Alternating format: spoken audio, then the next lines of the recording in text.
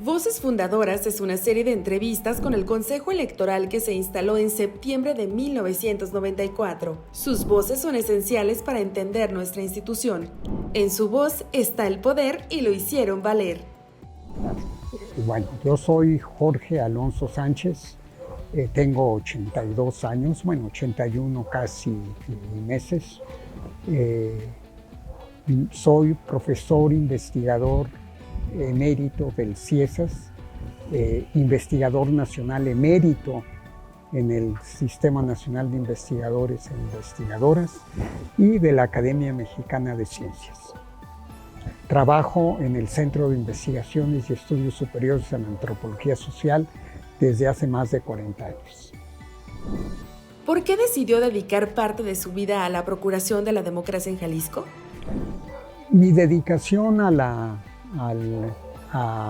estudio electoral y al estudio de los avances o perspectivas de la democracia tienen que ver con algo bastante fortuito.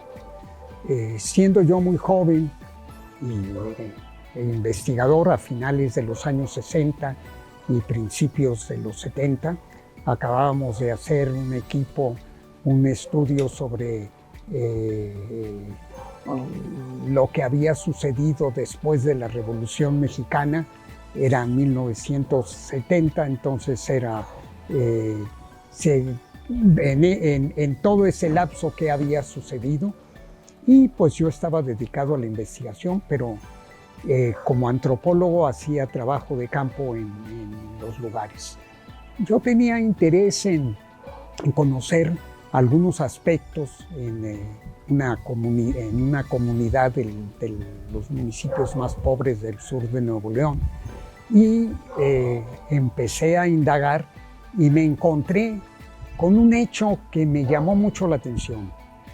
Cómo a la gente no le importaban mucho los partidos. En realidad era la época del partido único como actualmente. Entonces, pero sí les importaba quién estuviera al frente de su municipio.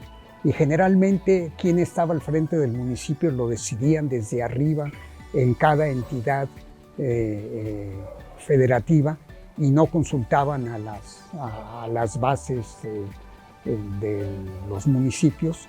Y entonces había mucho descontento y había una lucha en favor de que se respetara la decisión de la gente. Y eso me llamó mucho la atención. Es decir, cómo la gente luchaba y defendía el derecho a decidir quién podía estar en sus gobiernos cercanos, en los gobiernos locales. Lo mismo me pasó cuando después fuimos a hacer un trabajo de campo disciplinario en el noroeste de Chihuahua, en los territorios donde estaban las nuevas hectáreas de la familia Alemán, y me encontré con otro dato todavía más importante: el ímpetu de las mujeres. Cómo las mujeres, las señoras de la localidad, en ese mismo sentido, habían tomado la oficina municipal en Janos, Chihuahua, ¿sí? Y era 1970, y la había cercado el ejército, como siempre. Nuestro ejército, que dicen que es popular y que viene a favor del pueblo, siempre ha luchado en contra de la insurgencia popular. Ha sido su enemigo. Ahí están todos los efectos de la guerra sucia, ¿sí? Y había un gran peligro de una represión. Entonces yo, con esos datos, acudí al periódico de ese entonces, que era el que ponía las cifras más críticas, que era Excelsior, a decirles cómo estaba la situación. Me escucharon hasta eso con mucha atención, y al terminar me dijeron: pues muy interesante y preocupante, pero usted entenderá que un municipio no es noticia.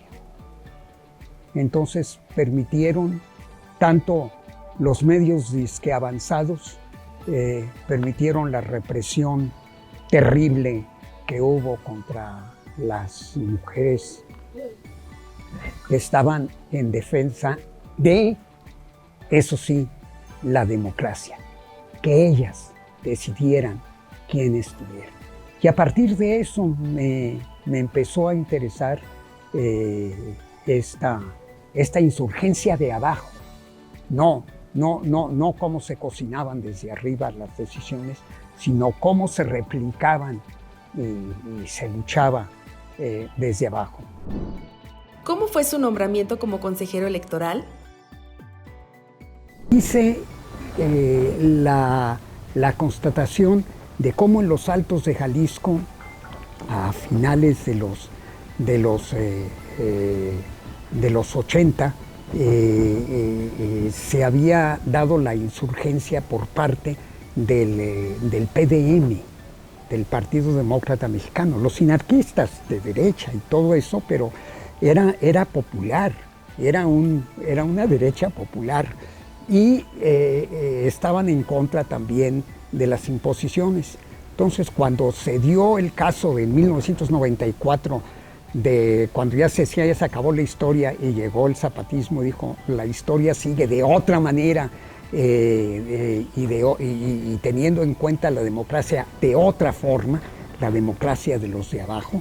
Entonces, lo que influyó la emergencia del EZLN en 1994 fue que se hiciera el Consejo Ciudadano en el Instituto Federal Electoral. Y lo mismo pasaba con los organismos electorales locales. Y como yo había estado en esas luchas, entonces el PDM, curiosamente yo soy un hombre de izquierda, he sido un hombre de izquierda toda la vida, pero he constatado y he estado cercano a la lucha de la gente de abajo. Entonces dijeron, lo vamos a proponer de consejero electoral. No les dije, las van a batear. No. Yo soy muy crítico del sistema y aparte propuesto por ustedes les van a decir que no.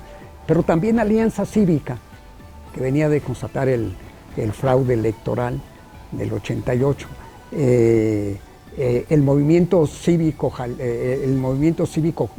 potosino, con el que yo tenía mucho arraigo, con el doctor Nava, y todas estas luchas que existían, dijeron, no, una comisión de derechos humanos autónoma jalisciense, dijeron, te vamos a proponer. Le dije, pues propónganme, ¿no? Pero les van a decir que no, yo estaba seguro que no. Y de repente llega, como por estas fechas exactamente, el diputado perredista de entonces a avisarme que el Congreso me había aprobado para ser consejero ciudadano. Y dije, bueno, pues está bien. Entonces, así fue como llegué. Llegué por medio de todo este empuje de abajo, ¿sí? Y por mi participación crítica a todos estos procesos. ¿Cuáles fueron los principales retos que enfrentaron durante su caminar en el Consejo Electoral? En el Consejo, los Jorge Camberos, Jorge López Vergara y yo, hicimos un primer equipo para poder como empujar, porque toda la estructura, porque nos ciudadanizaron, pero la ciudadanización realmente quedó a ese nivel, ¿sí? Entonces, los que no habían votado por nosotros, los partidos que no habían votado por nosotros, decíamos, es una juntita de notables, ¿sí? Pero no recibíamos dábamos nuestro tiempo y nuestro esfuerzo y no recibíamos ninguna parte de paga ni nada al respecto. Entonces, lo que les dijo Julio fue, oigan, espérense, nosotros no tenemos más que nuestro propio prestigio, y es lo que empeñamos aquí, ¿no? No somos, no nos interesa ningún partido en sí mismo, sino velar por el interés de los ciudadanos, que se respete el voto ciudadano, ¿no? Entonces, y es a lo que nos queremos comprometer.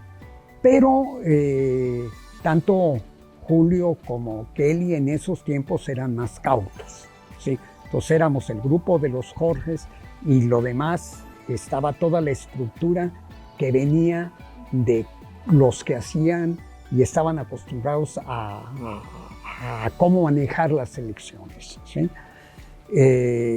Y para contrarrestarlos fue bastante complicado. ¿Cómo percibieron el ambiente político y social de Jalisco en 1994 cuando nació el Consejo Electoral?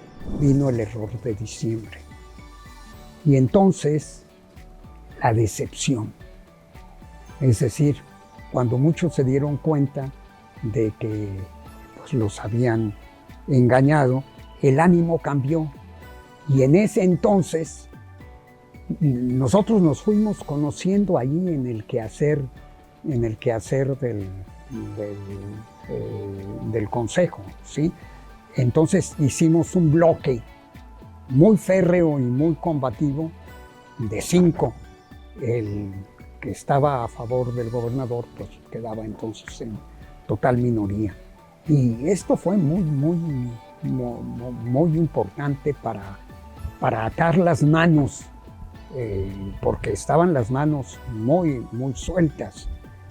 Pero pasaron 2 cosas muy importantes. Ya había habido otras elecciones locales muy cuestionadas, y con lo del error de diciembre necesitó México pedir prestado dinero, y entonces Clinton dijo que sí lo iba a prestar. Su Congreso le dijo que no prestara, y aún contra su Congreso, con las atribuciones que tenía, le prestó dinero a México, pero pues le interesaba que no hubiera broncas. Y se presentaron aquí. Nos fueron al Consejo y nos entregaron Departamento de Estado de Estados Unidos, es decir, los estamos vigilando. Y Secretaría de Gobernación también se hizo presente como para decir, no queremos broncas.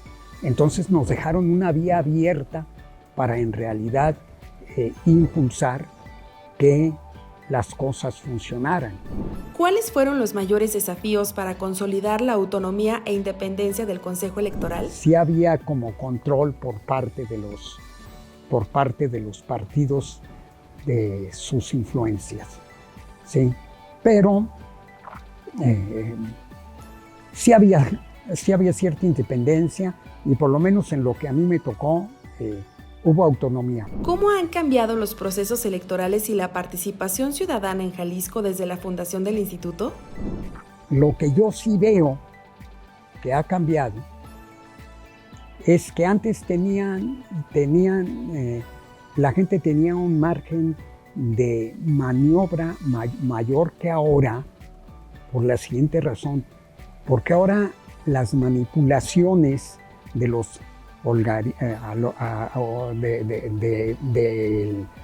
las redes sociales y de todas estas cuestiones ha condicionado mucho los votos, y tú puedes metiéndole dinero a todas estas situaciones, que son unas cuantas compañías corporativas las que tienen el control, las que pueden manipular este sentir de la gente, manipularlo y hacer pensar que su sentimiento es lo que quieren, y en realidad lo que hay es una manipulación.